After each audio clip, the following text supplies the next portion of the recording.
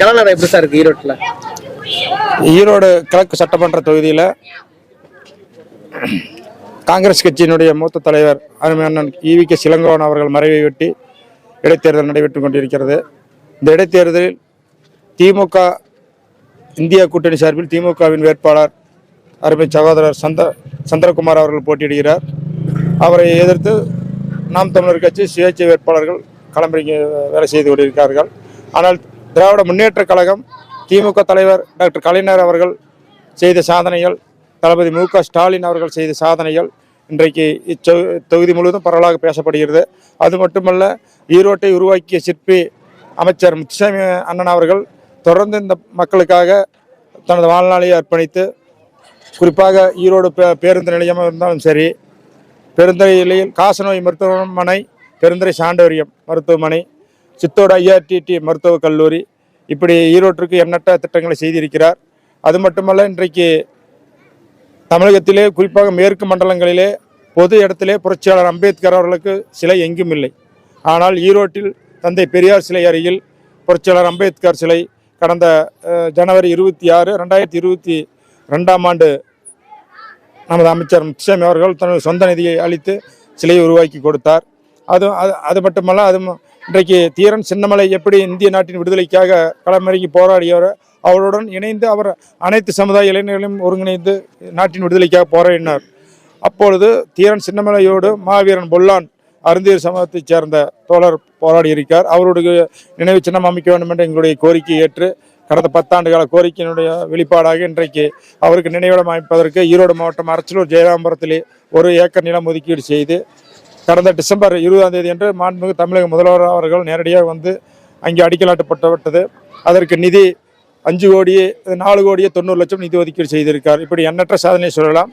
ஆனால் இன்றைக்கு நாம் தமிழர் கட்சி சீமான் தந்தை பெரியாரை பற்றி அவதூறாக பேசி கொண்டு வருகிறார். தந்தை பெரியார் மண்ணுரிமைக்காக போராடியவர், குறிப்பாக பெண்ணுரிமைக்காக போராடியவர், சாதி கொடுமைகளுக்கு எதிராக தீண்டாமைகளுக்கு எதிராக போராடிய புரட்சியாளர் அம்பேத்கருடைய கொள்கைகளை வலிமையாக கொண்டு களமிறங்கி போராடிய சமூக நீதி காவலர் தான் தந்தை பெரியார் அவர். ஆனால் தந்தை பெரியாரையே ஈரோட்டில் வந்து மிகவும் கேவலமாக பேசியிருக்கார். இந்த தேர்தலில் சீமானுக்கு ஈரோட்டு மக்கள் மிகச்சிறந்த தக்க பதிலடி கொடுப்பார்கள். ஆகவே நாம் தமிழர் சீமான் இதற்கு மன்னிப்பு கேட்க வேண்டும். தமிழக அரசு, காவல்துறை அவர் மீது தமிழ்நாடு முழுவதும் வழக்குகள் பதிவு செய்யப்பட்டிருக்கிறது. அதேபோல் ஈரோட்டிலும் 34 வழக்குகள் பதிவு செய்யப்படும். இப்போ தேர்தல் விதிமுறைகளை மீறியதாக 18 வழக்கு. நேற்றைக்கு கூட அவர் வெடிகுண்டு வீசுவேன் என்று, பெரியார் வெங்காயத்தை வீசுவேன் என்று சொன்னார். நான் வெடிகுண்டு வீசுவேன் என்று அவதூறாக பேசியிருக்கார். அதை கண்டித்து இப்போ புகார் அளிக்கப்பட்டு அதற்கும் அவர் மீது வழக்கு பதிவு செய்யப்பட்டு, இத்தனை வழக்குகள் இருக்கிறவரை தேர்தல் ஆணையம் ஏன் அவர்கள் பிரச்சாரத்தை தடை செய்யவில்லை என்பதை நாங்கள் இந்த நேரத்தில் வன்மையாக கண்டிக்கிறோம். சீமான் அவர்கள் நாவை அடக்க வேண்டும்.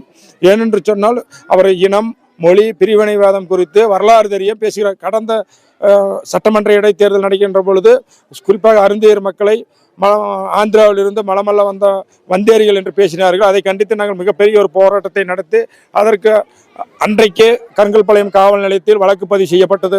SST வன்கொடுமை தடுப்பு சட்டத்திலே அவர் மீது வழக்கு பதிவு செய்யப்பட்டது. ஆனால் அவர் நீதிமன்றத்தில் ஜாமீன் பெற்றுவிட்டார். அதற்கு பிறகு அவர் நீதிமன்றத்தில் 2 முறை வந்து ஆஜராகி சுட்டு சென்றிருக்கிறார்கள். அந்த வழக்கு இப்போ நிலுவையில் இருக்கிறது. அதற்கு பிறகு இன்றைக்கு இந்த சட்டமன்ற இடைத்தேர்தலிலும் தவறாக சீமான் பொதுமக்களை, அதாவது தந்தை பெரியார் பற்றி இழிவாக பேசி அவர் மீது வழக்கு இருக்கிறது. ஏன் அவருடைய பிரச்சாரத்துக்கு தடை விதிக்கக்கூடாது? ஆனால் மக்கள் அவர்கள் மீது மிகப்பெரிய, தந்தை பெரியார் பிறந்த மண்ணிலே சீமானுக்கு மிகப்பெரிய ஒரு செருப்படி தேர்தலிலே மக்கள் பாடம் புகட்டுவார் என்பதை இந்த நேரத்தில் நான் தெரிவித்துக் கொள்கிறேன். ஆனால் டாக்டர் கலைஞர் அவர்கள் குறிப்பாக பட்டியலின மக்களின் மிகவும் பின்தங்கியுள்ள அருந்தியர் சமுதாயத்திற்கு கல்வி வேலை வாய்ப்பிலே 2009ஆம் ஆண்டு 3% உள்ளிடஒதுக்கீடு வழங்கினார். அன்றைக்கு நீதிபதி ஜனார்த்தனம் கமிஷன் அமைக்கப்பட்டு அனைத்து கட்சி கூட்டத்தை நடத்தி அனைவரும் அழைத்து பேசி இந்த இடஒதுக்கீடு வழங்கப்பட்டிருக்கிறது. இந்த இடஒதுக்கீட்டுக்கு பிறகு இன்றைக்கு அதிக அளவில் அருந்தியர் சமூகத்தைச் சேர்ந்த மாணவர்கள் மருத்துவம், பொறியியல் கல்லூரி, இப்படி அனைத்தும் அதிக அளவில் முன்னேறியிருக்கிறார்கள். அது சம்பந்தமாக கூட நாங்கள், அதாவது கடந்த வாரம் தி இந்து நாளிதழிலே, ஆங்கில நாளிதழிலே இது பற்றி விரிவாக கட்டுரை வெளிவந்திருக்கிறது. அவர்கள் முன்னேறியது குறித்து அதையெல்லாம் நாங்கள் துண்டு பிரசுரமாக அச்சடித்து இன்றைக்கு இந்த பகுதியில் இருக்கக்கூடிய அருந்தியர் மக்கள் மத்தியில் குழுவாக சென்று இப்போ நாங்கள் தேர்தல் பிரச்சாரம் செய்து வருகிறோம். நிச்சயமாக நாம் தமிழர் கட்சி சீமான் இந்த தேர்தலிலே ஈரோட்டிலே வாக்குகள் வழியாக அவர் செருப்படி வாங்குவார் என்பதை தெரிவித்துக் கொள்கிறேன். மிகப்பெரிய ஒரு வெற்றி, வரலாறான வெற்றியை இன்றைக்கு ஈரோட்டில் அமைச்சர் வீட்டு வசதித்துறை அமைச்சரான முத்துசாமி அவர்கள் தனிநபராக ஒரு சிங்கிள் இராணுவமாக இருந்து தனி மனிதராக இருந்து எந்த ஒரு அமைச்சரும் பிரச்சாரம் செய்யாமல் தனிப்பட்ட முறையில் அவருடைய செல்வாக்கை பயன்படுத்தி இன்றைக்கு தொகுதி முழுவதும் பரவலாக நடந்தே சென்று கடந்த 15 நாட்களாக தினந்தோறும் 10 கிலோமீட்டர் நடந்தே சென்று வீடு வீடாக சென்று நாங்கள் வாக்கு கேட்டு ஒரு மிகப்பெரிய எழுச்சி உருவாக்கி இருக்கிறார்கள். ஆகவே நிச்சயமாக வெற்றி பெறுவது உறுதி.